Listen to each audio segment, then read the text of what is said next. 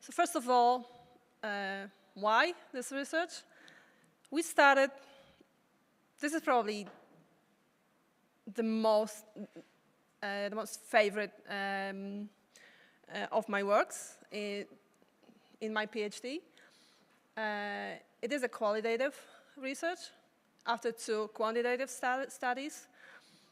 And in those previous ones, we showed that organizations can actually use storytelling to engage the audience and to evoke prosocial behaviors. So essentially, my research is on prosocial storytelling, specifically in the context of homelessness. And the quantitative studies showed that there's a lot of negative responses. They still drove prosocial behaviors, but we were interested in why people react negatively. And obviously, the topic is very sensitive, so that might have contributed to the responses, but we wanted to explore this even more. I also have a lot of outside of academia experience in terms of storytelling. I'm involved in community theater, and I will get back to it probably in my last slide. I feel like what is not said, what is not found, for example, in our quantitative studies, might be more important than what is. And I feel like because storytelling facilitates collective sense-making and conveying meaning, that can facilitate creating this meta, big, overarching story about homelessness across all the levels of ecosystem built around this issue. And because the service ecosystem is very dynamic, so I thought maybe stories can actually contribute to the changes within that ecosystem. How we did this? First of all, we tried to define homelessness. And Homelessness Australia also tried to define it. And homelessness is something beyond the rooflessness. And one of our participants asked if they experienced homelessness in their lives. They said no.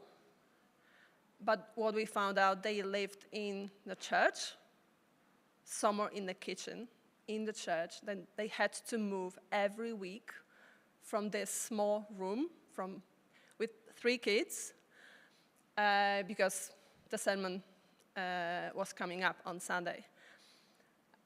Still, for her, she had a roof over her head. Only 6% of people actually sleep rough. And this is the homelessness we, as public, see. We don't see the rest. Okay, so I wanted to dive into this bigger issue of homelessness. We conducted 30 interviews with 4 different groups of participants. Organizations, employees, volunteers, beneficiaries, and also with community members just to gather some information on the public perceptions of homelessness. And we were asking about stories, we were asking about homelessness and lived experiences. It was an abductive approach, so we gathered a lot of data, very open-ended questions, but what we found is a lot of differences between different groups and their perceptions. So we used the service ecosystem theory as a framework to show different levels and different layers of this ecosystem. What we found? We explored boundaries within the ecosystem, not the external ones.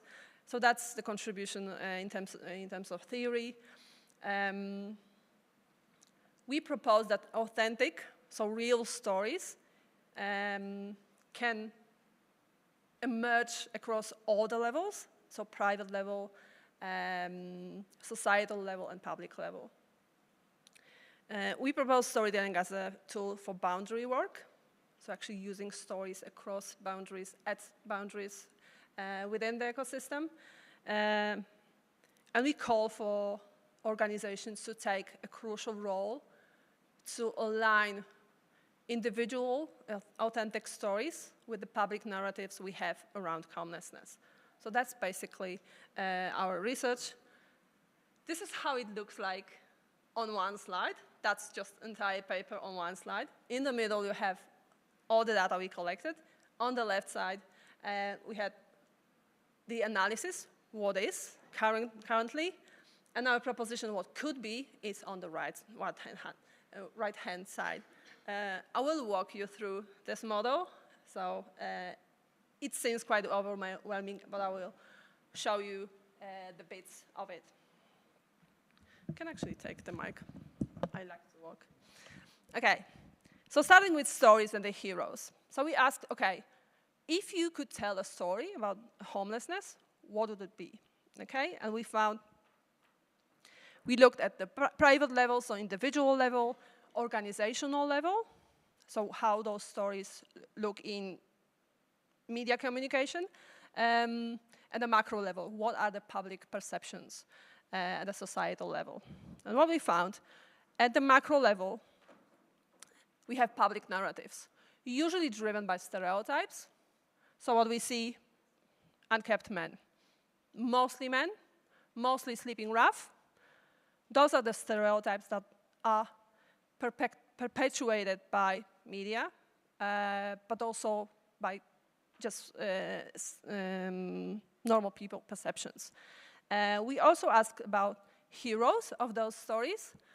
And again, all the interviews and all the perceptions contributed not only to the level of service ecosystem that the person was in, but actually they talked about different levels. So for example, individuals were talking about what's the public perception, what's the government attitude, what's media doing around homelessness. And what they said, that the heroes were mainly villains, so the system. So they blame system, they blame public, they blame governments, they blame media. But we also found a lot of supporters and a lot of bystanders who, because they think this issue is taken care of by organizations, they don't do much as individuals, as community members. At the meso level, so organizational level, we have organizational communication. And they sieve through all the stories to pick those that maybe support their value propositions, their brand communication, and they portray themselves as saviors. So they don't want to let go of this cape of the heroes coming to save the day and coming to save people experiencing homelessness. Again, we have a lot of supporters, especially in a volunteering space. One of the organizations actually call the beneficiaries of theirs companions. This means we are going along this journey together, okay? So there's no hierarchical situation. There is this companionship between them. And finally, at the micro level, we have personal experiences, and we see those stories are very, very individual and very, very different with whomever you talk to. And the emphasis is more on the journey, so how they got into homelessness, okay?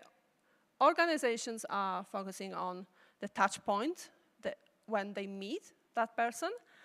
The public focusing on an issue, okay? So it's very broad conception. In terms of the heroes, most people say people experiencing homelessness, they need to be the protagonist of this story. But a lot of them perceive themselves as victims, for example, of the system or of the media portrayals of them. But they also share their stories to support others. Now, in terms of barriers and opportunities for sharing those stories, so barriers are why they don't want to share their individual stories. Opportunities are why they could choose to share their stories. And again, at different levels, we have different barriers. So at the public level, again, potential stereotypes, lack of awareness. As I told you, only 6% of people sleep rough. We don't know that most of homelessness is hidden. We have a lot of young people, we had a lot of families, we had a lot of women escaping from domestic violence households. In terms of opportunities, we need to build trust. So we need to share those stories to build trust, for example, towards government or media. At the meso level, the big barrier is organizations portraying themselves as saviors, as heroes, as those who take care of this issue. So there's a lot of value propositions. Okay, we need those stories that back up our data. So we are showing, yes, there's a lot of people sleeping rough, there's a lot of domestic violence, there's a lot of mental health issues, addiction, and we are showing those, potentially perpetuating those stereotypes already existing in the public. In terms of opportunities, as we showed in our quantitative studies, storytelling encourages engagement, volunteering, donations. So obviously, it's a great tool to use by organizations. But they have an opportunity to break stereotypes if they stop gatekeeping those stories. They are custodians of those stories, and we saw that among volunteers or employees, those stories still exist. They just don't go up to the public. Finally, at the micro level, they don't want to share their stories because there's a lot of trauma, a lot of vulnerability, lack of trust. They are afraid that those stories will be misused just to get money, for example. But they still want to share those stories to be heard. So that's the main reason. They need an ear. They need someone to share this moment. Also to heal. There's a lot of cathartic, therapeutic side to storytelling. And they want to support people who maybe have similar experiences to them. So what is and what it could be? So what is? Let's start with this one. What we found at the boundaries of those levels, there's more differences than similarities, so there's a lot of competitive views. And those obviously are, again, enhanced by stereotypical storytelling. Those differences are also based on this perception that resources drive how we cope with this issue, and rules and norms. So those are very shallow intervention points. They bring change, but not as big change as, for example, values or worldviews. So storytelling is still used as a tool across those boundaries, but it feels like we are sharing those stories that are stereotypical. We are, as organizations, we are tapping into those public perceptions, because that's easier. We are showing those people that the main identity is experiencing homelessness. We are not looking at other identities that maybe could actually enhance personal resonance in the audience, because it's really hard to resonate with someone who sleeps rough on the street, okay, if you haven't experienced this at all. And finally, boundary objects, so things that are carried across those boundaries, are mostly stereotypes. There are stories, but they are very schematic. They are very similar to each other. Usually, it's a top-down approach. But also, as I told you, organizations trying to tap into those perceptions bring bring down stereotypical stories. So again, it's mostly about resources, because the decisions about resources are made at the top level, at the macro level. What could be? We call for more collaborative boundary work, so looking for similarities, supporting activities. We call for using values and purposes as intervention points. A small change can actually bring a bigger change within the ecosystem. Storytelling can be a tool for more positive feedback loops to bring about change, adaptation of the ecosystem.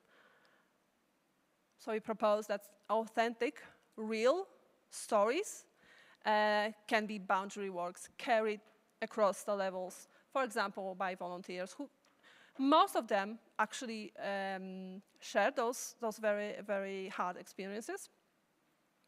One of our participants, he was asked in his first interview, what's your intention? And he said, to make us all redundant. And it was shocking to everyone.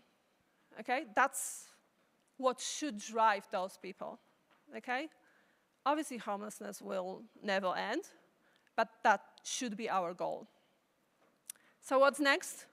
I'm working with older people, so I would like to explore if this story actually applies to other vulnerable groups.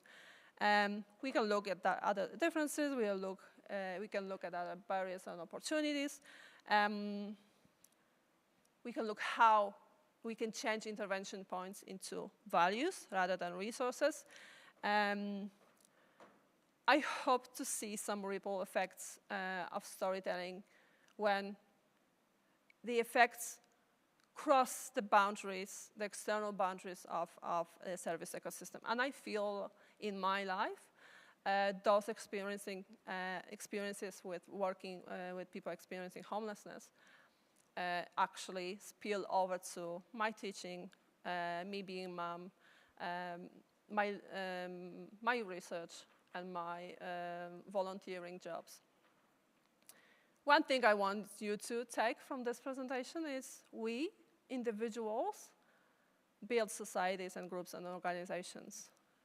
And I feel individual stories can build those meta overarching stories, for example, around homelessness. And this is the fella that is helping me telling stories about homelessness on stage. We've been on stage many, many times with other people. We've been telling stories, happy stories and sad stories.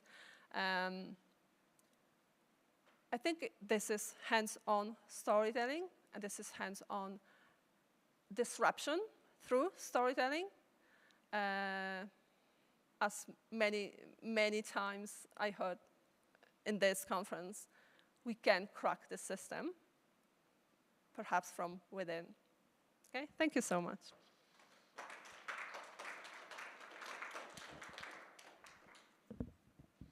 Questions?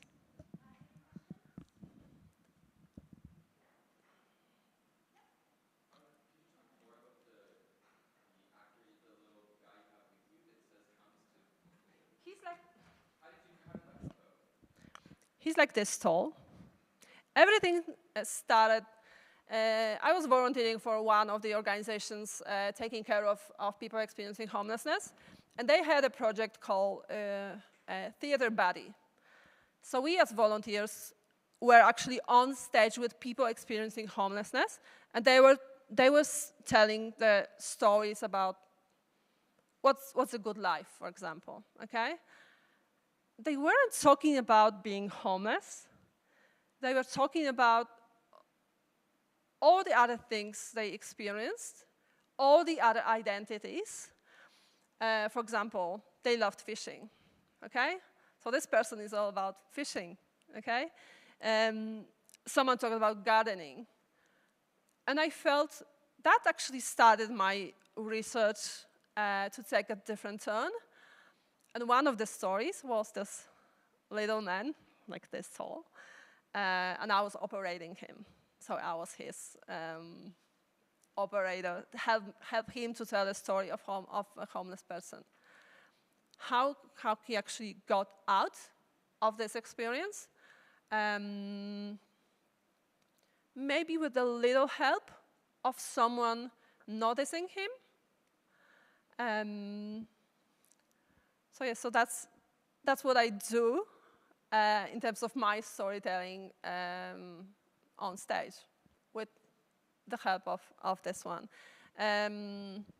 So the artistic director of this little project for the Hart Street Centre in Adelaide, he invited me to the next projects, and we kept this little hero throughout all our performances, all our shows. So that's one stable thing, me and him being a person experiencing homelessness. And I'm really trying hard to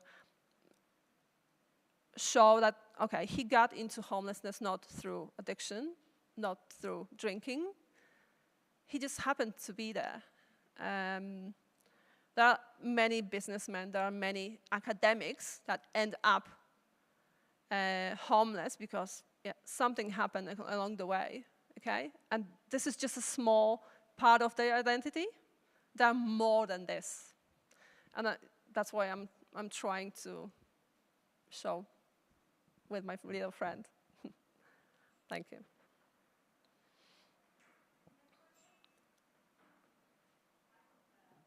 Yes.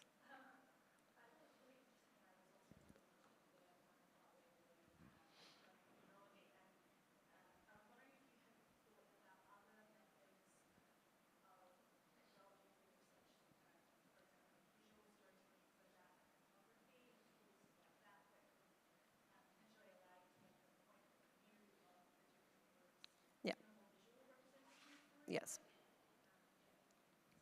The first project that I was talking about with people experiencing homelessness, we actually started with, so they were creating an art piece, and then we performed this art piece on stage. So there are many ways to tell the story.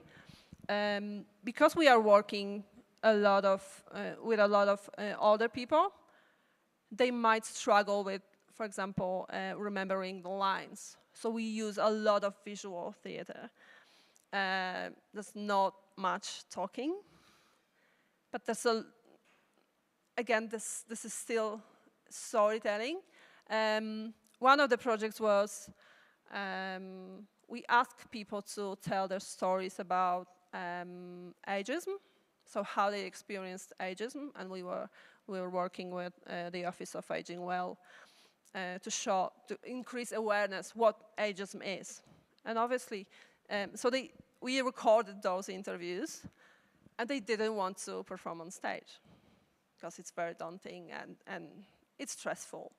So what we did, we used so-called verbatim theater.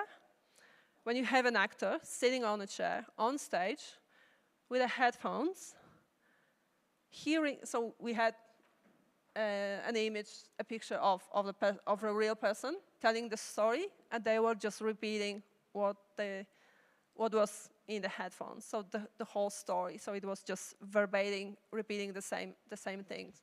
So there are many ways to overcome this fear of sharing the story publicly and being very, very vulnerable. And I think there are many ways and many vulnerable groups we can use this type of storytelling to secure the privacy and to keep them safe and still get the story told.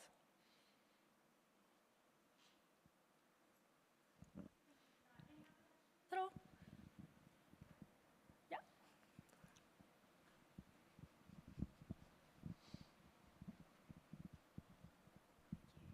Thanks, that's so interesting.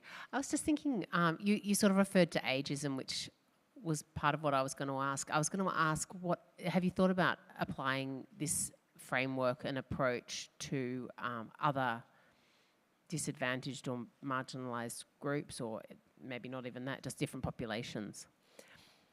I'm sitting now on the Aging Well committee. I'm the youngest one, but I'm grey, so I fit in, at our local council, and we are working on storytelling project. We have a lot of, especially in our area in Adelaide, in Campbelltown, we have a lot of immigrants, and they bring so many stories that they really struggle to share with the public, because again, those are very personal. They're happy to share the story like in one-to-one interviews, but then how you get it to the public, how you show that there are there is so much diversity in this community. So you're trying to use theater or even digital platforms to share those stories, to let them hide behind something. For example, an actor, or I'm happy to perform on stage. I'm very, very shy, and I'm very, very stressed, and I don't know how I'm doing this, but it gives me so much positive emotions, and it's very rewarding to tell someone else's story for them. I was asked if I'm giving voice to those people, and I feel they already have this voice. I'm just amplifying this by research, by theater, what I do. So yes, the answer is yes. I'm thinking constantly how to apply this. It's very hard, because especially at the University of Adelaide, it's all about research and publications, and I'm more into like doing stuff, right? So I have to combine the two. We don't have time for more questions. So I can answer your question. Thank you so much.